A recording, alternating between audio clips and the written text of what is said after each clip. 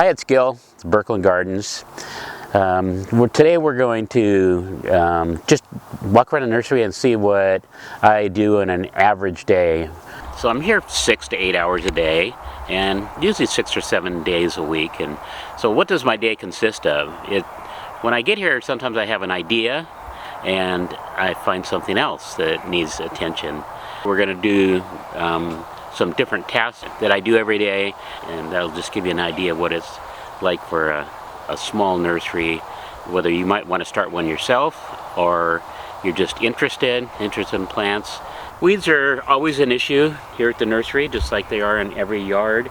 My containers get weeds in them, and I try to go through them. There's certain times of the year that they're worse than other times. I usually, when the plant media is nice and wet, they pull out nicely, easier, and so I usually have a bucket or something handy that I can put them in and then take them off to the compost pile and get rid of them. But you know, just sometimes I have to dig my finger down just a little bit, try to get as much of the root out as possible, and some of them, sometimes you just find like hundreds of little seedlings hiding just below the surface that are just germinating, and so kind of do a little cultivation as well, clean that up. So there's that, and then even we'll just move and show some more of the same type of weed. This is a pretty prominent weed. I mean, we call it shotweed is a common name. They all have botanical names as well. So just cleaning up these. So we've got this other weed that grows low to the ground. There's two different types, and it's hard to see sometimes, but it comes out in late summer. There's a grass that's growing in this container here. Get that out of there.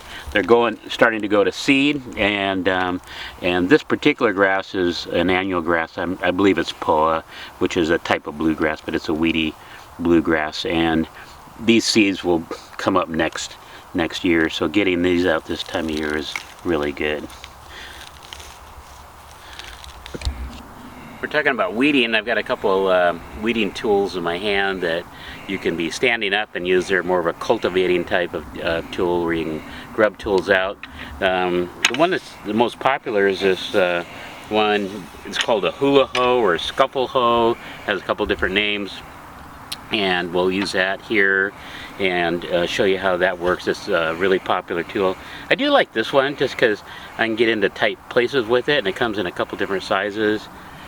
Got this one at Ace Hardware, so it's and that's a national brand or national chain, so you should be able to find that, and I do like it for just getting there and picking out things. So like with the scuffle hoe, so we've got weeds just germinating in this area right in front of me, and we're just going to cultivate this area, and it'll cut the roots off.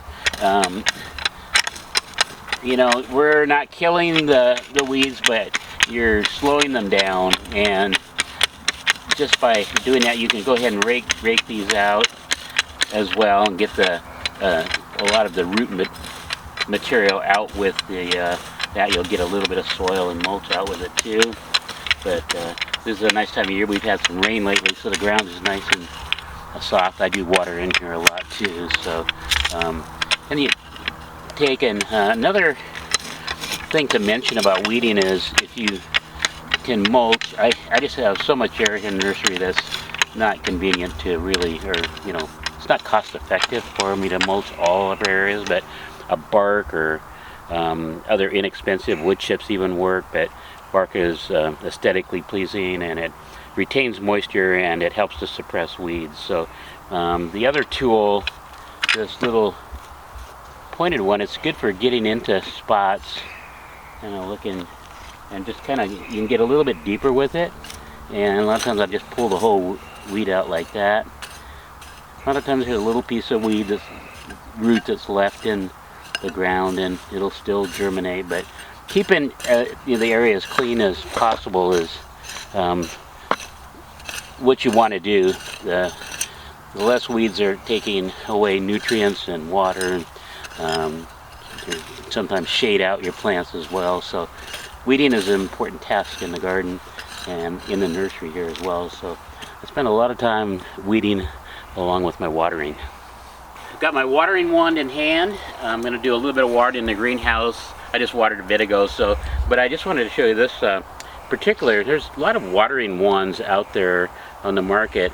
I found that this Dram brand, D-R-A-M-M, is the best, and it usually comes separate from the wand, the head does, and so you can change those out. This one's leaking a little bit, so I can get myself pretty wet sometimes right in here. So I'm going to order a new wand at least for this one right here. But it gives a nice soft spray. You can kind of see what it does, and you can really saturate the plants, the containers with the water as you go along. And then I can water with just this nozzle, but it's much heavier droplets and not as fine a spray. And these do come in different spray heads here, so you can change those out. So watering, especially in the summertime, it takes a lot of my time. You know, we do have overhead irrigation in the center of the nursery here, and I monitor that to make sure it's not getting too much or too little. But there's always plants around the nursery that aren't under irrigation that I have to go around and water with the hose like this, or then I have other oscillating sprinklers that I use as well. So a lot of time involved in watering, and that's one of my many tasks, more in the summer, but in the greenhouse you have to monitor your watering as well in the winter time. In the center of the nursery you have these impact heads, they're called, and you can adjust them to do whatever part of the arc that you want by just flipping up this and adjusting these little tabs down here. And so they can go 360 degrees or anywhere in between.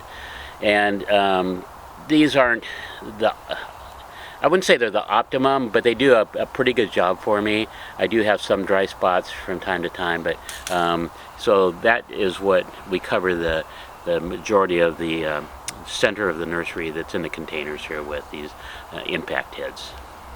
Another chore that I do a lot more in the springtime, wintertime, whenever I feel like it. You know, it's like the plants that need to be shifted up to a bigger size. So they get to a certain size, and then we can take them up to another size. So we've got some 1 gallon trees. This is a noble fir, so it will grow fairly slender, tall, and all the branches weeping down with a nice powder blue color. So it's there's a couple large ones here, and we can put a shot of that. They're in a kind of tucked behind our gold coin Scots pine. So, but show you what a really large one or old one looks like. So with our fir here, this one will grow pretty flat. That's its habit for quite a while. Then it'll want to put out a leader, which my suggestion is to take that leader out. It can be an aggressive leader and get quite tall, but it gets to be a pretty large tree on the ground. So with that in mind, we're going to put this into a 3 gallon pot. I have 3s and 2s here, and so we're going to go to the next size. You don't want to go too big on your new pot. You want the plant to be able to grow in and absorb the water, and not too much plant material like we have here getting saturated and then waterlogging your plants. So we're just going to put a little bit of this bark media in the bottom here of the container. This one's number 3 size. This is your number 1. Knock that off like that. It's a nice root. I just will massage that a little bit. You could even go a little bit farther. These containers, the round containers, the roots circle, so loosening these up a little bit and getting them out of that habit of circling is a good idea. See how much room we have there. I still have a little bit of, it's not quite as high as I want it to be.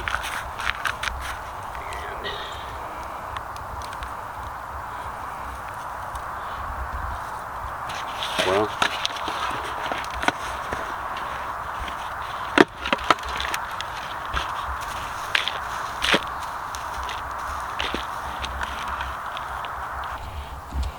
so, and we've got the bark that I use as my potting mix here, the potting medium, and we do call this soil, but it's not really soil. It's all, we use mostly Douglas fir bark around here.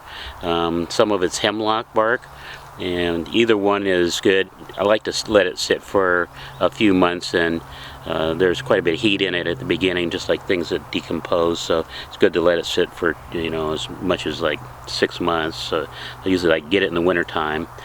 So it's got some fines in it. It's got some, that's a piece of wood. There's a little bit of wood in this material too, and then there's some little chunks like that, and then finer material, and then I've added some. This was here is pumice. I use pumice or perlite. I like both of them. They're both good products, and it aids in drainage. Pumice has a little more of a mineral content, so but not a lot. But it, I got a bee attacking me. So, but that's our planting mix, and you can use that in your pots when you plant shrubs and trees in pots to your house. So we've got some wood boxes here, and these here have no bottoms in them, and I use them to contain some of my plants. I'll put containers. Sometimes I'll just grow the plants even with soil in them, just to grow them on and then dig them up later. But I screw them together, and it just helps me to keep things a little more orderly. I use the sawdust around, particularly with the containers, to walk on, and around the containers to retain moisture. And a lot is just scrap wood. So that wood over there is really nice. It came from an old barn here in Mount Vernon. Others are just scrap 2x4s or 2x6s, 2x8s. We have some 2x12s around too, and that just gives me little areas that I put my plants into, and I work on that in the wintertime, and I put together a number of them. So thanks for watching the video today. I hope it was interesting and shows a few of the things that I do. There's always just little chores to do around the nursery, and I don't have any employees, so it's just myself doing, you know, the chores. And right now it's fall time, and I'm moving a lot of the plants out of the area that's irrigated, because that large oak tree that you saw in a previous video, all the leaves drop down and fill up this center area, so it just makes it easier for me to clean them up. So thanks for watching. If you're able to subscribe, I really would appreciate it, and give us a thumbs up, and that would be great, and continue watching. And if you're living in our area up here in Washington State, or if you're visiting, I have people as far away as Michigan and Wisconsin, and even down south that have visited up here. And so until next time, until next week, we'll see you later.